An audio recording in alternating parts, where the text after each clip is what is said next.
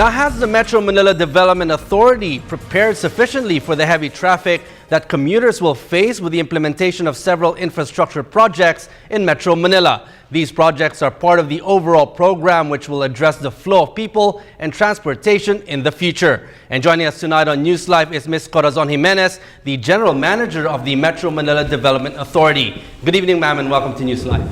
Good evening to everyone and to those watching us on PTV4. Now, ma'am, how many infrastructure projects will be implemented between now and 2016? And what is the overall plan of the MMDA to manage the heavy traffic as the construction peaks? During the traffic summit that we had, Traffic Management Summit last February 13 and 14, 15 projects were discussed. And what are the plans of MMDA? Actually, the reason why we put up this summit is to be able to hear out all the contractors, all the proponents of the 15 projects. So based on the output of this summit, there were a lot of recommendations that we have come up with, and from those recommendations, we'll be able to figure out which ones we will implement as far as traffic management is concerned. Now, before we get into that, ma'am, now where do you expect the major bottlenecks to be? Like, if certain portions of Osmeña Avenue, where the third stage of the Skyway project will be closed, what are the alternate routes to Manila? Right now, no, everyone is fearing that it's not possible anymore. Actually, it's possible, but we will probably the contractors will probably use a certain portion of the road, but it's still possible actually.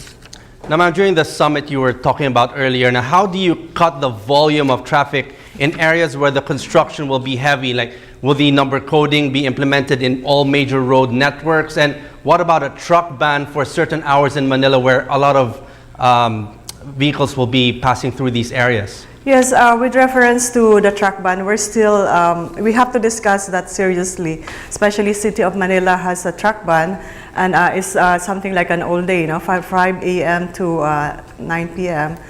With the MMDA, we have the 6 a.m. to 9 a.m. and of course the 5 p.m. to 10 p.m. We will still discuss this with the different groups, and for the number coding, there is a recommendation that there should not anymore be a window, but that did not come from us, but from the participants of the summit. Ma'am, will there also be a strict implementation of banning colorum buses and other forms of public transportation to ease the traffic? Right now, LTFRB is the one concerned about the colorum, but MMDA definitely will be very much part of the enforcement of taking out the colorum buses and other vehicles. Now, ma'am, the 4-day school week was also being discussed. Now, will this help in reducing the problem of traffic, and will this be implemented as well? It will help. No, we are glad that the DepEd and the CHED are open to the idea. I was counting the number of schools actually that will be affected by the 15 construction. There are about 100 of them. Now, ma'am, what kinds of projects or awareness campaigns will you do for these areas? Will the schools be actually implementing the 4-day school week in these areas where you said that they will be affected? Yeah, we would like to see that, and actually even we're talking about 4 days work also, or flexi hours, flexi school time, and hopefully we're able to meet somewhere, and as we have been hearing, we should be patient about these projects, because at the end of the day, we will all say that we can be called a modern metropolis. Ma'am, how about for government and private workers? Has this been discussed, the flexi working hours? Well, this morning I was discussing this with our admin office and those who are involved in the personnel. No? Hopefully, we are also able to come up with our own flexi hours. This being discussed, the flexi hours, the schools also having 4-day weekends, the color coding scheme and all that. When will all these be implemented? Because as you said, the project will be starting tonight. Oh, well, little by little, because right now, no, we're talking of 2 projects that were unfolded. In fact, NAIA Expressway has already started, And of course, tonight is the Skyway Stage 3. So we will see all of this one. Looking at the Gantt chart of the timetable of each contract, we can see that there are some that will end in 6 months. There are some that will end 54 months. So as far as we are concerned, we just have to add traffic enforcers, and maybe the contractors also should be able to help us relate to the public via traffic advisory or other means of informing the public.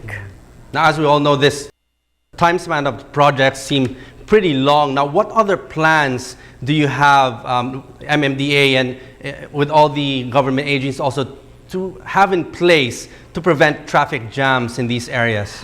Chairman Tolentino has spoken about this morning. I heard him saying about alternative transportation, like using again a ferry in the Pasig River, and he said that by April this should be in place already. The other one, by the way, is some people are saying, part of the stakeholders' output was actually saying about we should confine ourselves in our own vicinity, like a small city living, no? As an example. Like, for example, don't watch movies anymore in another area. Like, if you are living in Alabang, don't watch it anymore in Trinoma area. Something like this. Something simple. Isn't that bad for business? Well, I don't think so. 2 years of patience, I heard that word patience, and of course discipline amongst all of us will bear fruit, and we will be able to actually decrease traffic jam. How about, ma'am, have you also discussed about increasing the operations of the MRT and the LRTs to help ease the traffic? Because as we know, on a normal day, EDSA and even the South Luzon area is always pretty much traffic in itself. Now, with all these work that's going to be done, will all these be implemented so that these traffic congestion will actually not be felt too much? Yeah, out of the 15 projects, actually, this one is about the LRT lines being extended to Cavite, extended to Masinag, no? And the other one is about putting a common area that would connect MRT to RT1. Hopefully, they're able to also increase the number of coaches in the long run. And ma'am, a final word from you to our viewers? Well, as Chairman Tolentino had said, for 2 years it will be the traffic. We'll see that it's worse, but I think I am a perfect example. I can do a testimonial that when the Skyway 1 and 2 were being done in the SLEX area, it was also 2 years, no, that we had to be patient about it. But now we feel very relaxed in driving all the way to our place. Okay, on that note, thank you very much, ma'am, for joining us here tonight at NewsLife. That was Ms. Corazon Jimenez, General Manager of the MMDA. Thank you, ma'am. Thank you very much. Good night to everybody.